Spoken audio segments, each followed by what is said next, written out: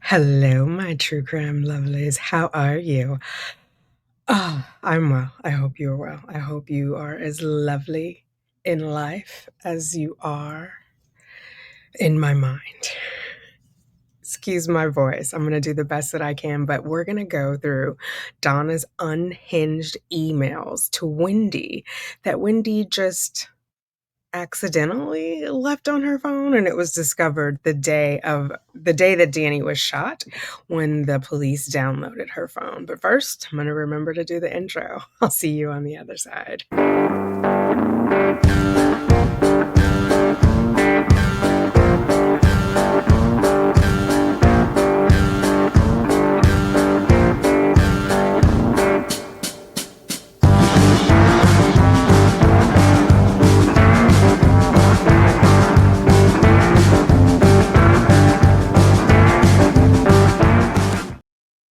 Alrighty, let's get right into it. First, I want to give credit for these emails. I got them off of the Stephen B. Epstein website. He is a true crime writer. He has written, looks like several books on this case. So I will link him down below. Extreme Punishment he's written several books, one of them on this case, which it's called Extreme Punishment. Okay, without further ado, let's get into it. Let me get myself in the right position here. Okay. Donna. Okay. Info regarding his memorandum of law email. So from Donna Harvey, Friday, May 3rd, 2013 at 6:18 p.m. UTC. Dear Wendy, okay, just saw this email this morning. Obviously, his 23-page rant was insufficient, so he is trying to push the court to deny hearing your petition. Again, I'm not a lawyer. I don't know if to prevent any action your attorney must respond or not. Only you and she know that. However, Jibbers has made his divorce a full-time job to attempt to get what he's always gotten. His way. His job allows for lots of time for him to put into this project. And you know as well as I do that all the research he's done on different case law to prove his point is his research, not his attorneys. No matter who did it, he's quoting 13 cases to show why the court should basically throw out your petition. Is Kirsten answering this? Kirsten is her lawyer. Does it require an answer? To make sure that this is not seen by the court as ignoring his rights? I don't know. You need to find out. The most important part of your divorce is relocation. I sincerely hope your attorney understands that that is your non-negotiable! Exclamation point. Lots of things are negotiable. That's the one thing that you cannot let her think, okay, well, if it doesn't happen, it doesn't happen. She needs to hear from you how serious you are about this and how it will benefit the children with a close-knit family support system, as well as, I cannot stay in this circle, oh my goodness, as well as, hold on, I'm not going to torture myself. Let's switch this. I'm going to do this way, because otherwise I'm going to wiggle like crazy. Okay.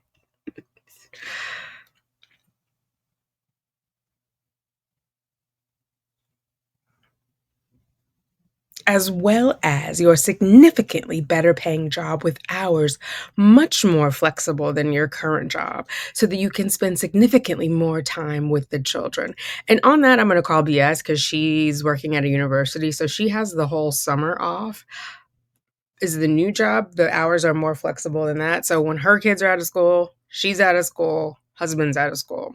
That's awesome as a parent, which requires teaching hours, office hours, court appearances, meeting with med school people, and multiple trips away from home. Those trips need to be coordinated with a very angry man who will not be cooperative with you in this regard.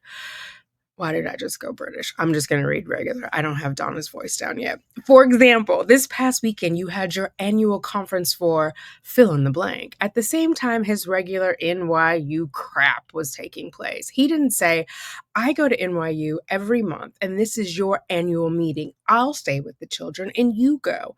Of course not. Danny thinks he's a very important person. And as always, he and his needs come first. So, without your parents' backup, one of you would have had to stay home with the children.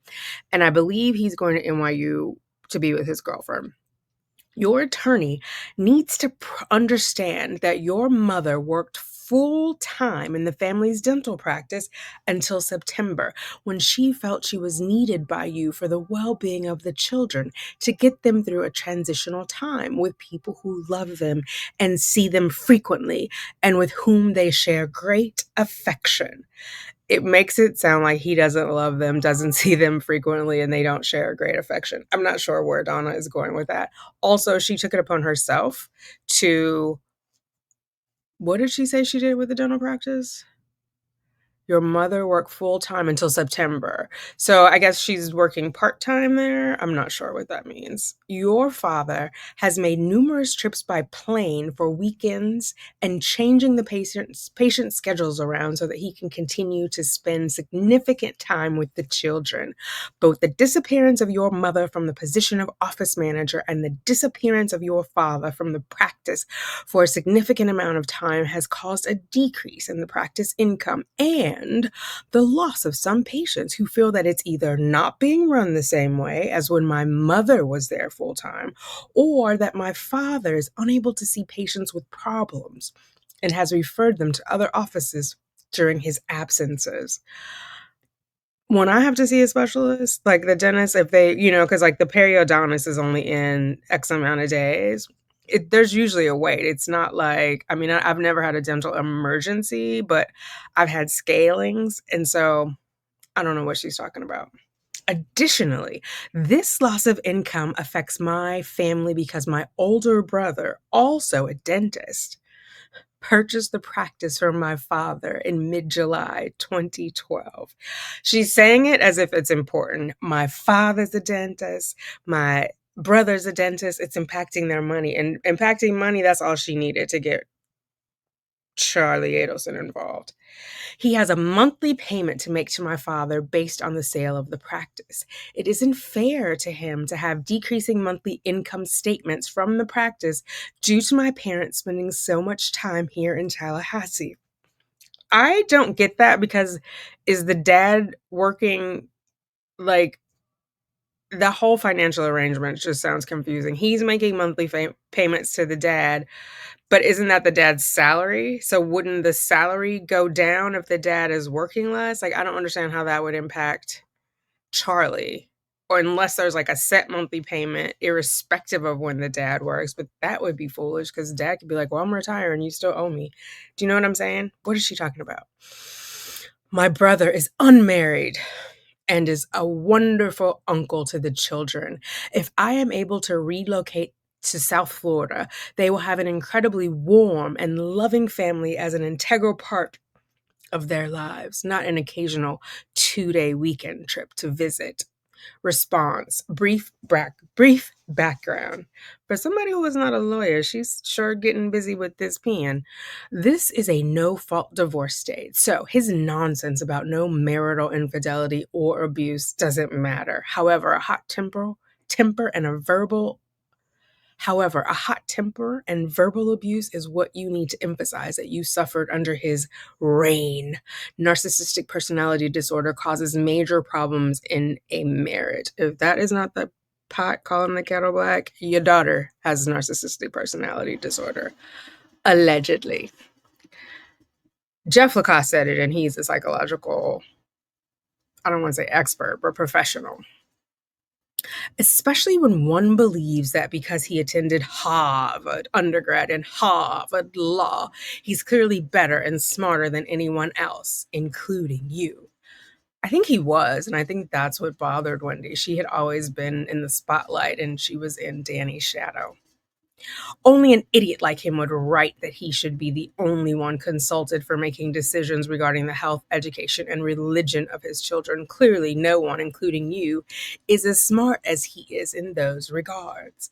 So, Danny kept kosher. He was an actively practicing Jew.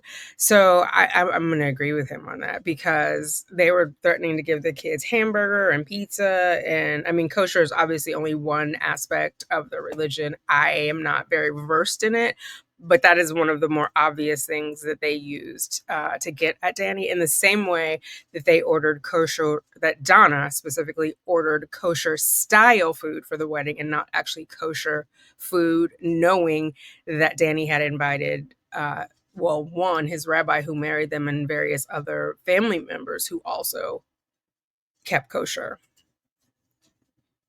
The money you moved into an account for you was exactly half to the penny of the joint account, which is marital assets. So you're not supposed to be moving it before the divorce is final. The furniture you took was the bare minimum: a bed for you to sleep on from the guest bedroom, one nightstand, and your dresser. You took 2 chairs that you bought 5 years ago at a neighborhood furniture store's closeout sale for $50 each. You have receipts to show all the new furniture you purchased to relocate to a safe place. Why was Tallahassee unsafe, Donna? You absolutely must emphasize that the only reason you left when he was out of town is because of the threat you'll leave without your children, without a penny, and just with the clothes on your back. Hearsay. It's super important for the judge to get the message that this guy is a big bully. I know she'll be able to read that when you submit copies of some of the emails he sent you. He feels if he's said something, that's it. Well, that's not it. He says you did this while he was on a short business trip. How about how many trips to conferences, etc., this man has taken? How much time away from his family? You have all those documented. Now you need to sit down and figure out how many days away that's been. How about adding to that all his 2-week trips to Israel, especially when you were at the end of your pregnancy? Sweet, caring, concerned husband. He talks about not knowing where the children are, where the children were, incorrect address, for the first 6 weeks. Let the court know that although he was never particularly interested in the children prior to the divorce, he was advised to keep a diary and make sure that he shows his interest now. Advised by whom, Donna? You arranged to meet him the very next day with Alan and Lynn Grossman, mutual friends, and the children at a local yogurt shop so that he could see the children were fine. Ain't that something you're going to dictate where a father can see the child when there's no governing document that says he can't have unbridled access to them? You were in fear of his temper, and so you did not want to reveal your address. However, 4 days after the separation, you arranged to bring the children to his house as his parents were going to be in town. And they were there for the Rosh Hashanah holiday with them. Oh my God, she left him right before Rosh Hashanah? The separation. You mean it was more, what did he, I can't remember what he described it as, like the Titanic or something. Or no, what was the one where they landed in Hawaii? You guys, someone smart will say, well, no, when the Japanese landed, he said it was like that. But 4 days before the holiday, that's cold. The following week, on one of his uninvited treks to your office, after he threatened you with federal kidnapping charges, which of course now he recants like he does anything he can't believe he actually did, you gave him your address. That was 1 week after separation, not 6 weeks. He says you took non-marital assets. What? Question mark, question mark. Greater than, question mark. He says the children, I think she missed a stroke because the greater than sign is right next to the question mark. He says the children were 3 and 1 at the time this took place. Oldest son was 3 and youngest son was 23 months. 1 month before his second birthday. He talks about you. Oh, so she's being persnickety. She's saying he doesn't even know how old his kids are. Both being well paid professors. He talks about you both being well-paid professors with stable jobs. Yours is not a tenure track job. And with the economy as it is, there is no guarantee it will be there in the future. So he was tenured. I believe he was one of the youngest tenured professors at FSU, but she's saying like Wendy is not on track to be tenured, so it's not that same security. But honestly, no job is guaranteed. They can let you go at any time. I mean, they could say it's a tenure position, but if the school shuts down, do they owe you? Not that FSU is going to shut down, but I'm saying for the purpose of this discussion. His trash talking to various faculty members about your mental instability has also poisoned your work environment, making it extremely difficult for you to continue to function there in the same way as you previously did. Your job also pays you half of what his job pays. So, on your own, it is not feasible to continue to live even in the home you are currently renting. You have borrowed a considerable amount of money from your parents and must repay it for furniture, legal fees, moving expenses, etc. My parents have paid all grocery bills up to this point, for which I will also have to reimburse them. I do not want to dip into the money from our marital account, as that will have to go towards supporting my children and for their future. So that's the story Wendy told her parents. So keep in mind, she's still getting her salary. She's not paying for anything, right? She's got this new job that was supposed to be higher paying than what she had in Tallahassee. They're covering everything because she keeps saying, I don't want to touch that money. I don't want to touch that money. Well, girl, what about the money you got coming in? And her mom is keeping track of it. Now, remember in those calls, what was it? Someone said, I think it was Donna. They have piles of money. There's Charlie's pile, Charlie and Donna's pile. Where's Wendy's pile? Why is she borrowing? I don't think those parents are ever going to see that money. According to Gibbers, and they probably could use it now for these legal fees. According to Gibbers, the relocation must show that the current arrangement for the children is deficient from the perspective of the children, and that relocation would advance their interests. This is something that we have reviewed numerous times in other papers, Wendy. Review all that we've put together in this regard rather than have me repeat it. Check your notes, girl. Obviously, the number one reason is significantly more income for you and a job that will also give you significantly more time with the children. For children at this tender age, nothing is more important than spending quality time with them, which your current job does not permit. Again, she's not working in the summertime. The financial freedom which will accompany this job will allow you to provide educational and outside activities and lessons for the boys that would not be affordable under your current salary. So, under her current salary, they still have a dad. It's not like he's not contributing. So, I feel like she's conflating things, right? Like she's saying, if you were single and the father wasn't alive. It's almost like they were plotting in 2013 what they were going to do without that salary. If he's dead, the boys get his SSI. She gets the house, which she did, and she sold it as the guardian of the boys. It went to them, but she sold it. Who knows where that money is now? Hopefully somebody's tracking it. But she made out like a bandit. Anyway, the ability for our children to spend quality time with my parents and my mother, a retired elementary school teacher. Can you guys imagine? She was a teacher.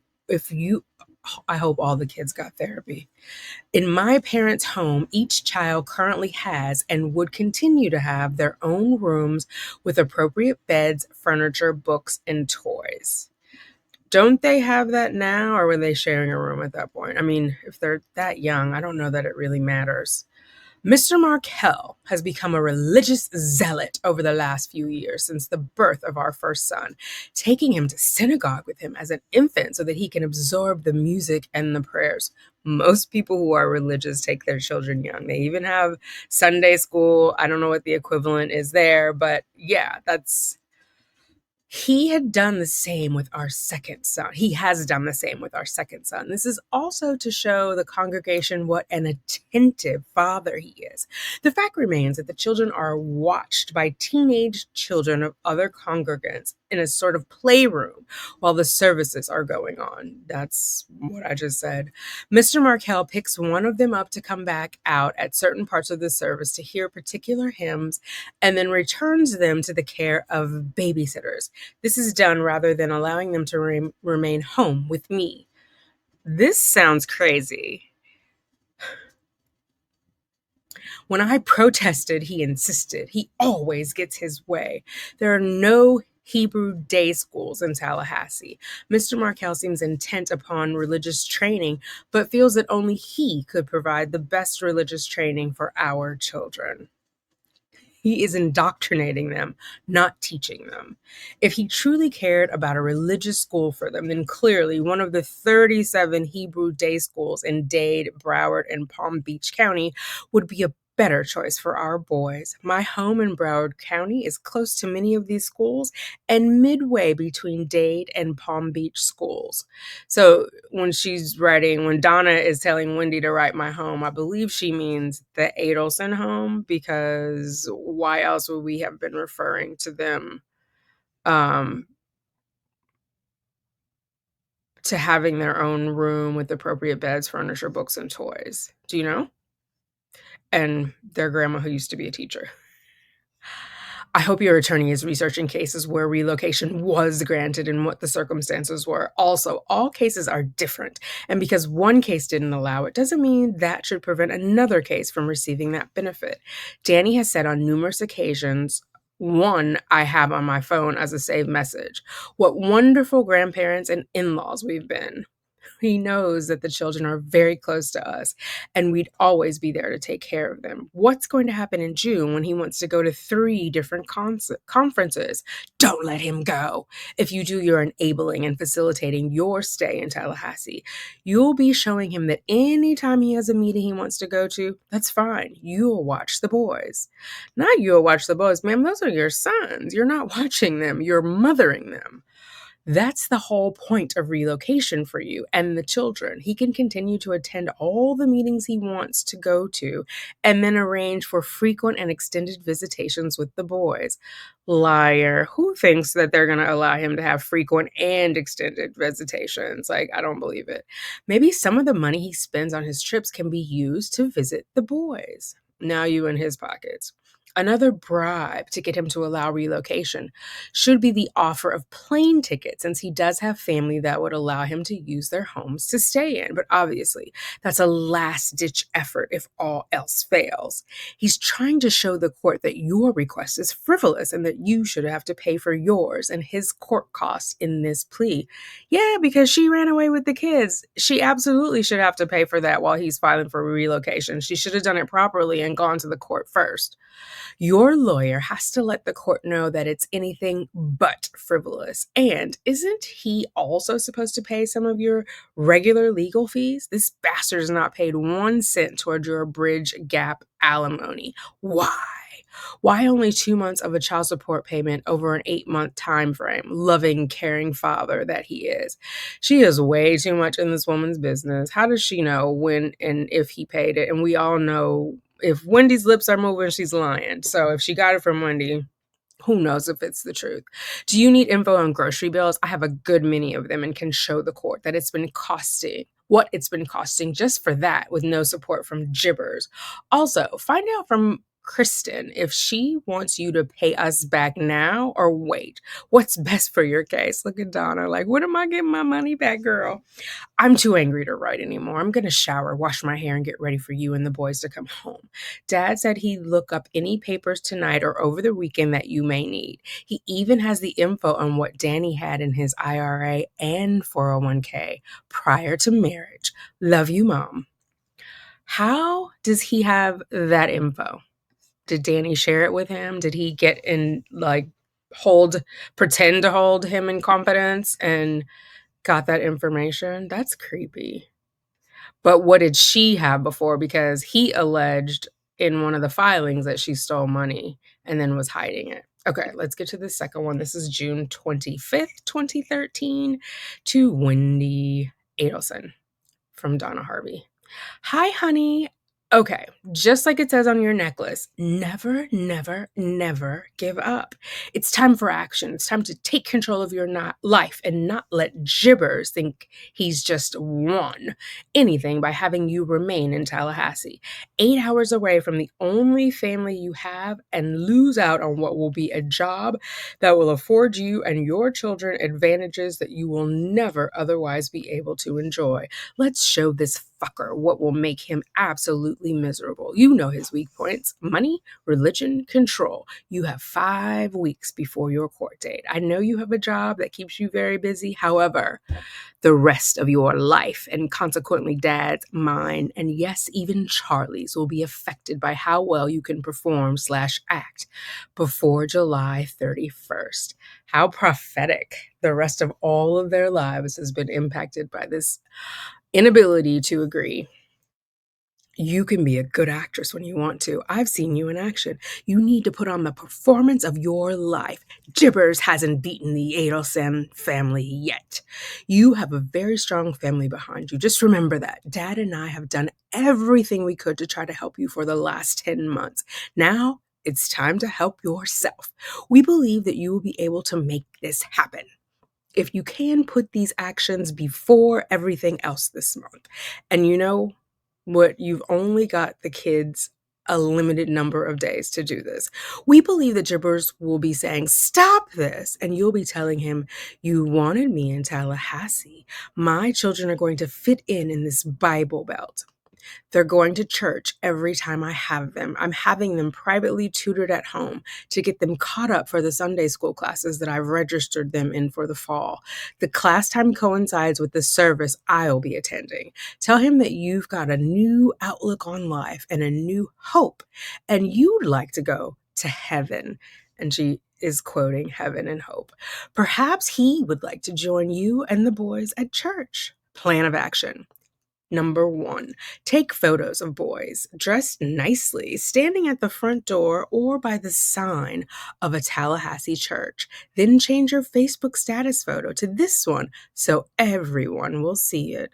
Perhaps a line under the photo with "New Beginnings in Tallahassee" might be nice. Within minutes, Jibber should either see this or will be getting calls from his friends/acquaintances about this. How happy do you think he will be? Number two, make arrangements to get the boys caught up with a private tutor, teenage Catholic church member, who will come to the house to teach the young men about Jesus. If you don't have time to arrange for this to happen, I will happily do it for you. She or he will serve as a good babysitter assistant for you while you're preparing dinner, etc. Let Jibbers know that your children will be baptized in the Catholic Church, and you'll certainly invite him to the event. Let him know that the Catholic Church is a big part of your life now with the boys, and you'd like him to be a part of it. As long as he wants you to remain in Tallahassee, the boys will be involved with you in church-related activities and ceremonies. Let him get used to it. I've already checked this out, and a baptism can be arranged within 2 weeks. We can send out Evites to Jibbers, his parents, sister, and anyone else you want to invite. I'm looking into summer camp programs for the boys. We will pay for it, even if the boys end up going only the few days that they're in Tallahassee on the days you have them prior to the hearing.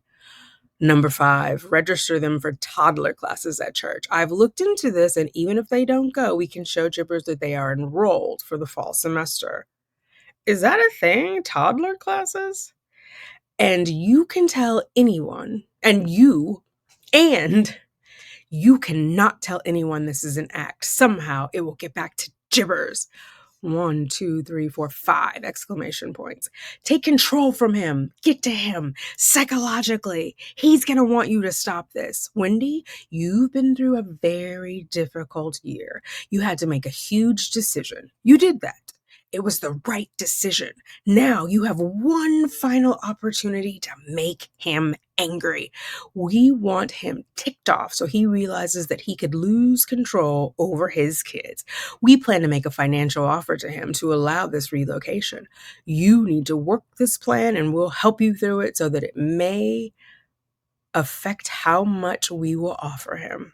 Maybe he'd be willing to let you relocate if he knew his children would attend a private Hebrew academy like Donna Klein in Boca, or perhaps he'd like them to invite him to a Christmas party at their other Sunday school. You have a little over 3 weeks till mediation. Let's get this going now. I know you would never want to think that you didn't do absolutely everything you could to try to come down to your family. Between living down here and having a job that will give your children the lifestyle they deserve, your life now and for sure in the future will be significantly better. Gary told us that he is not going to hire anyone until after your court hearing and after we try to make a financial offer to Jibbers. So I'm guessing Gary is a friend. It's like Nepo baby adjacent, you know? I mean, obviously there's an opening because he says he's going to hold it for her, but ma'am, enmeshed. They're so enmeshed. We don't want Danny to continue his religious influence over these children any more than what he's already done. If he keeps this up and they won't want to eat in your non-kosher home, and if they see you don't want to attend their shul functions, you will be the outsider. As they get older and more involved under Jibber's religious influence, they will be able to request which parent they want to live with. Don't allow Jibbers to have this power and control over them. Then in reality, he's going to have the same control over you.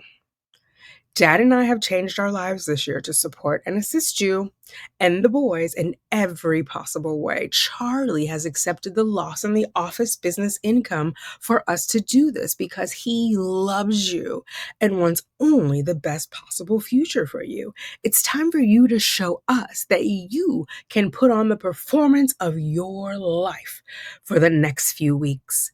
Please call us after you read this. We're waiting to talk to you. If you have any other ideas to make a last chance for relocation happen, please let us know. We send this letter with our love and only the best intentions, Mom and Dad. Yeah, whenever your intentions are the best, whenever they're good intentions, you always have to state that, right? Okay. All right, we're going to move on. This is from Donna and Harvey. Thursday, June 27th, 2013. Now, tonight, we're going to watch Jeff Lacasse's interrogation. All these times will make better sense. But at this point, Charlie has already, or at least according to Wendy, started looking into a hitman. It's not until he meets Catherine McBanawa, which is later in October, that he really gets to enact his plan. So I'm guessing he asked a bunch of people who said no. I'm thinking, I have no evidence of this, but just from watching the other trials, he ran into Katie. She was at one of the offices that he goes in and out of. He thought she was cute. We know he's into young looking Filipinas, Asian women.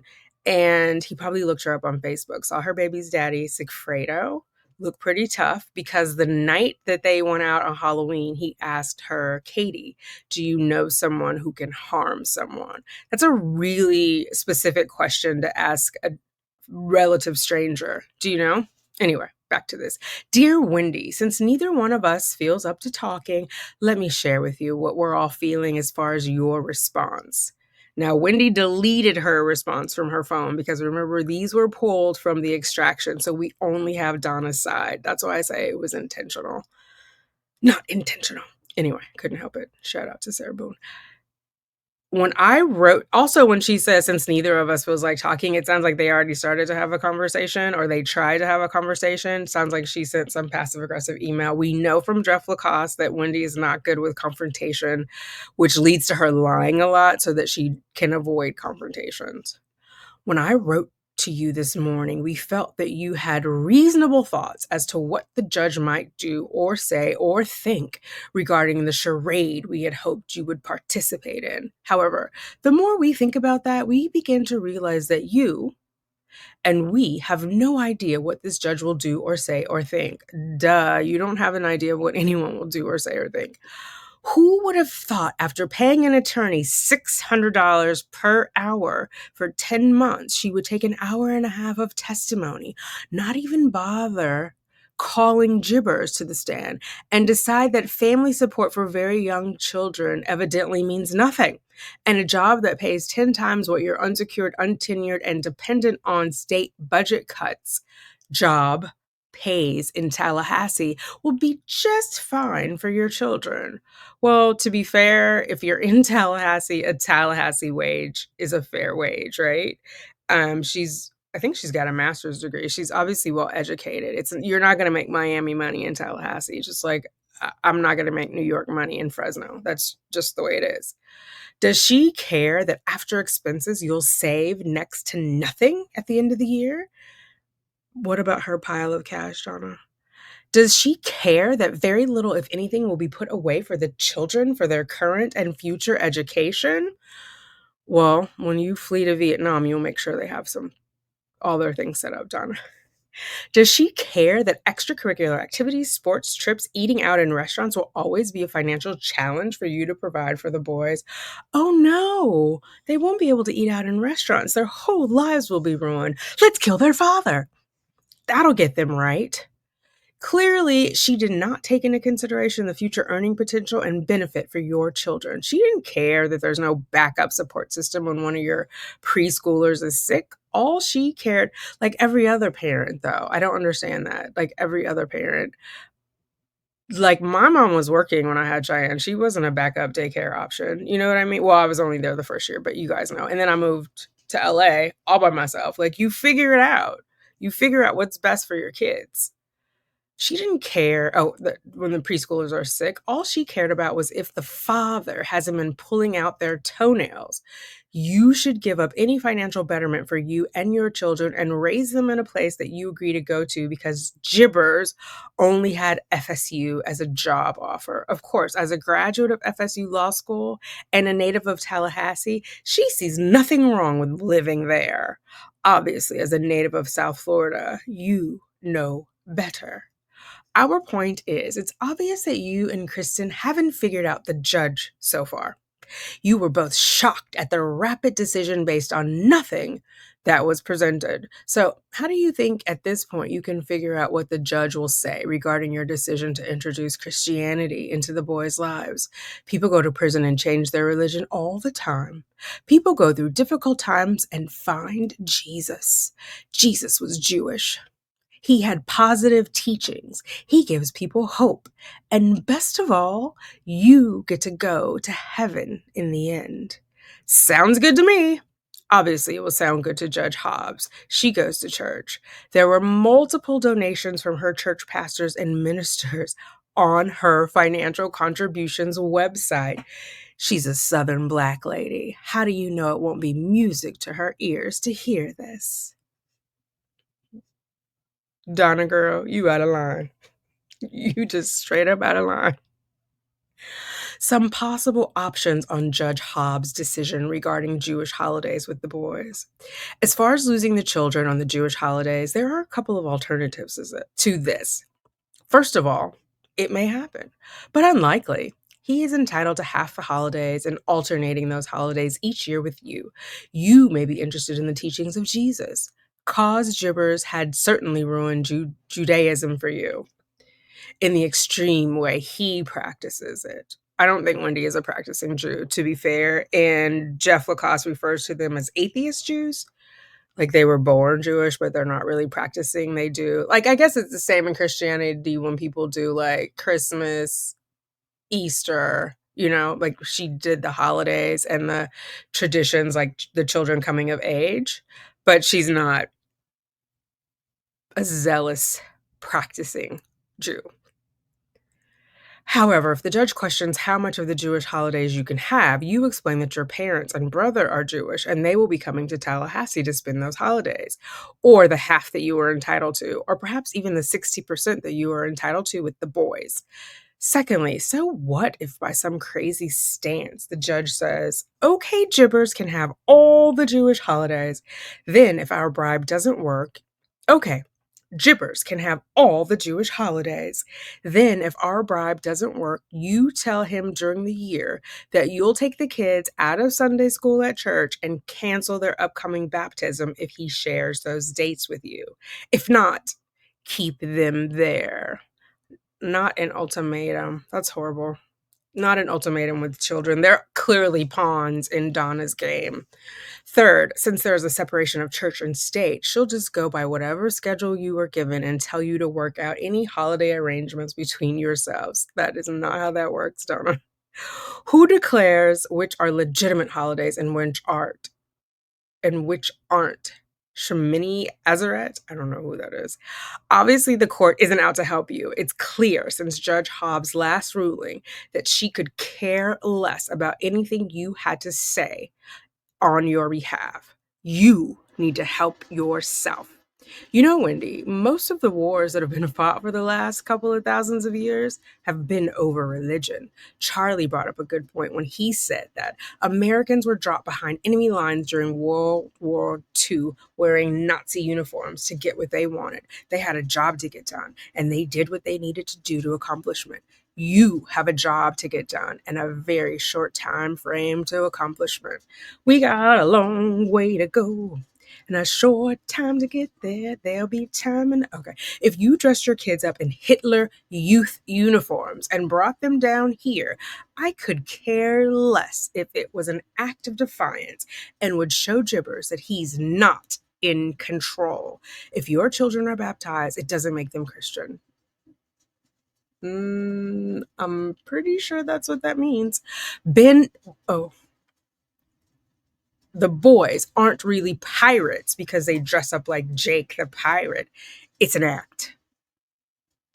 You got into this mess with Gibbers by being so compliant and non-confrontational with him. If you just keep paying your attorney her $600 per hour and don't fight for what you want, you're no better off than if you stayed married to him. Sure, you got rid of being unhappy in a marriage, so you don't have to live under the same roof, but he'll still be in control of everything, including what he wanted, sole control of the boys' religious lives.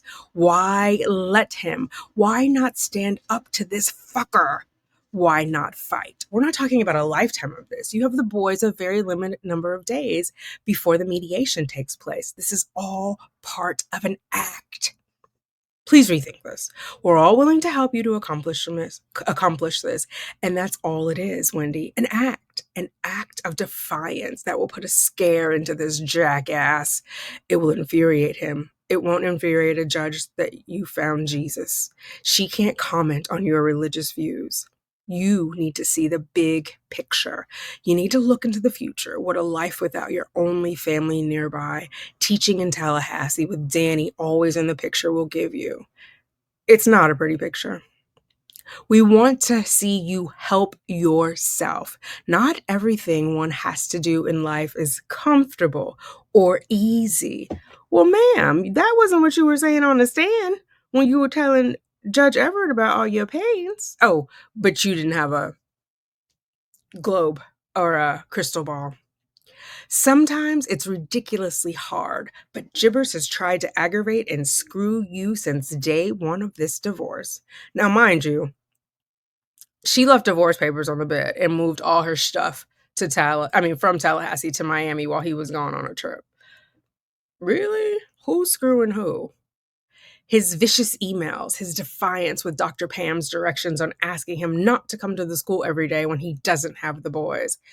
That I remember on the stand, his family law attorney was telling him, like, cool your jets on that one. But the attorney said it was like in a sincere way. It wasn't a control. He wanted to see his children. His not allowing you to pick the children up 1 hour earlier to drive to Atlanta, his bad-mouthing you to the faculty at the school you will be working at. Everything he's done is done with malicious intent. Why can't you do this for the few days that you have the boys prior to the mediation? You know him. You know which buttons to push. He certainly knows how to push your buttons. Take something from him. Right now, he's got everything just the way he wants. We need to take something from him in order for him to negotiate it back. This is your chit. Maybe chip? No, maybe chit. Okay, whatever. The extremism that Gibbers is already teaching the boys is nothing more than brainwashing. Religion is brainwashing. It's control of the masses. It affects who your friends are, what activities you do, how you eat, how you dress, how you pray, everything. There is no doubt you will have two little Orthodox young men on your hands with the only religious influence over them being Gibbers. He's already got them thinking that people who eat shrimp are bad. If you don't know, if you're kosher, you don't eat shrimp, you don't eat lobster. Lobster are considered the roach of the sea. So all of those are not kosher, literally. There are kosher hot dogs. I worked at Sam's Club and we sold kosher hot dogs. It was like the heavenly something. Um, so I don't know what she's going on about there. Like she's probably buying them non-kosher hot dogs, or maybe he just didn't want them. I mean, it is a bunch of nitrates. Maybe not in the Anyway, let's get back to this. Wait, your oldest son's not even 4 years old. Wait till he's 8. You're not teaching them anything different. You don't teach them that on Saturdays they can go to soccer or any regular organized sports activity or even swim lessons. You let them play in the park or in the house. From what Jeff said, because she was heavy in the bottle. So you're not getting in the pool with the little ones when you are drunk, right? Because I take Sugar Bear to swim lessons since he was 6 months. And you have to get in with them, I think, until they're like 2 or 3. Yeah, so she's not going to swim lessons. You let them play in the park or in the house. Gibbers has an organized plan that he's been doing pretty much since they were born. Shull, shull, shull. Shull every Saturday morning that he has them. Shull for every Sunday that he has them. Shull for every holiday. Shull parties. Shull, shull, shull. Hopefully I'm saying that right. I don't know. Let me look at this, what that means. No offense to shul. A high holiday. Okay, shul. Glad I looked it up so I don't offend anybody. Shul, shul, shul. That will be their life. We don't want you to be the outsider who doesn't join in what the rest of the family is doing. Wendy, this is all about negotiating. After consulting with 2 attorneys who are both excellent negotiators, one of whom we will most likely hire for the financial offer, we are getting the same advice. You must take something from him that he wants. When you intelligently negotiate in mediation, you pretend you want the house, even if you don't. You pretend you want the car, even if you don't. You pretend you want the ring, even if you don't care. And I believe they're talking about the Holocaust diamond ring that Danny gave her that is still MIA. He was asking for it back. I think that's so awful. It was like one of his parents who was a Holocaust survivor. I don't remember which one, so I don't want to misquote it. But that ring, never to be seen again by the Markels. You pretend you want the kids in Catholic school, even if you don't. It's just the business of clever negotiation. It's not what you or we are familiar with, but people in business do it all the time. Both attorneys have said that this is how you get what you want. If you can't take anything from him, then what we do is just the financial offer. It's just not as good. And then look at it this way. What's the downside? Worst case scenario is the judge does give him the Jewish holidays. Then after a short period of time, you offer him taking the kids out of Catholic school, Sunday school, if he shares the holidays, or have a stipulation that holidays need to be reviewed yearly. Oh God, what a drag. You have a smart lawyer. She knows that all kinds of stipulations and temporary arrangements can be made at a divorce. Wendy, you don't manipulate people. What? You're a sweet, kind, caring person. Gibbers is a manipulator. You just need to play a role. What you're doing is jockeying for position. In the end, if you do this and it doesn't get the results we're all hoping for, then you can't blame yourself. In other words, if you don't do this, not only should you be blaming yourself, but we're all going to blame you too. Love, Mom. You can feel good that you did everything you could. I'm not saying that we're not going to continue with hiring an attorney to negotiate and make a financial offer. I don't think you realize the type of offer we're considering. We're planning on you, Charlie, and Dad and I going as high as equal parts in a $1 million offer. That's $333,000 from each of us. Now, you know as well as I do, you, Charlie, Dad, and I is four people, right? So she's the three of us. Dad and Donna are one, then Charlie, then Wendy. Okay, anyway, obviously, the more chits on our side, the better our chances are that we won't have to go that high. You have to show us that you're doing your part in this too. We're a team. We can't do this without your help. One of the possibilities in lieu of that much money, obviously we start much lower, is offering not just taking them out of church, but negotiating a settlement which could possibly offer both boys private education at the Donna Klein Hebrew Day School in Boca. It may include monthly airline tickets to South Florida for as long as he lives in Tallahassee. He may stop and think that if he can get a job in a city he'd prefer to live in, it would be an easy flight to see his children. He loves living in South Florida. Teaching at his current schedule and with a big chunk of money, he could live down here, and for the 26 weeks per year that he teaches, and fly 2 days a week to Tally. Wait, what? Why would he be flying to Tally if he's in South Florida? He would have frequent and liberal visitation.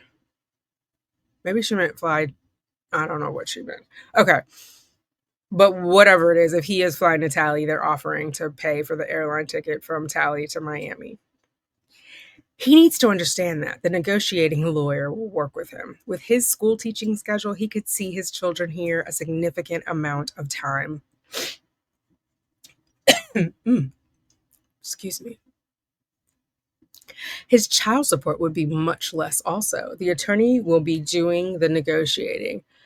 The attorney who will be doing the negotiation will also, the attorney who we, oh my God, the attorney who will be doing the negotiating will also lay it on the line for him what the various payment offers would be worth to him in 15 to 18 years when he may want to retire. The amount is huge. This payoff can put him at that point without any additional income of his own in the $4 million range. Certainly nothing he'd ever save in 10 lifetimes. And you see how her mind works, like money, anyone can be bought, right? That's what she's saying. How does she know he has a desire to have $4 million at retirement versus having a relationship with his children? A relationship with your children is priceless. $4 million can fluctuate with the markets. If you try this, you really will not be any worse off than if you do nothing. So what's preventing you from just trying? I don't know how much of the big picture you're seeing, honey. I don't know if you realize that not only what you can provide for your boy's life, but for your own life, all depends on this change. Aside from living in a far better city with family, so that's subjective that it's better, a personal history there, and you'll also have greater opportunity to meet people for your future. I'm sure there are many lovely women who are teachers, divorced with 2 children. You can be a highly successful, highly compensated attorney who is independent and not in need of someone to marry you to help support your 2 children. You can have someone cleaning your home, a nanny to help with your children, a lifestyle in which you and your boys can travel. This is a once in a lifetime opportunity to really turn your life around and make a positive difference in the lives of your children. Now, keep in mind, the Markels are not broke, right? They travel, they're divorced. They were divorced at the time of the killing, but they have homes in Florida. I think the dad has a home in California. So they would still have a chance to travel. And the Adelsons, like Donna and Harvey, are not broke either. So I don't know why we're pretending that only if Wendy moves to Tallahassee that they're able to travel. Your expenses with the boys now are minimal. Wait until you see how expensive everything is in the future for them. We don't want you, and I wouldn't imagine you'll want to live paycheck to paycheck. We don't want you. We don't want you, and I wouldn't imagine you'll want to live paycheck to paycheck. Teenagers eat more than the yogurt these boys eat now. Everyone has a price. Now is the time to start. You said this divorce is not about winning and losing, that it's not a competition. You've already lost relocation according to the legal system. It is about winning and losing. We're trying to get a win. You deserve it. You deserve so much more than a life without family teaching in Tallahassee. Life is tough. If you don't stand up and take a chance, you don't stand a chance. Please, Wendy, do your part and stand up to him. Make an effort to do this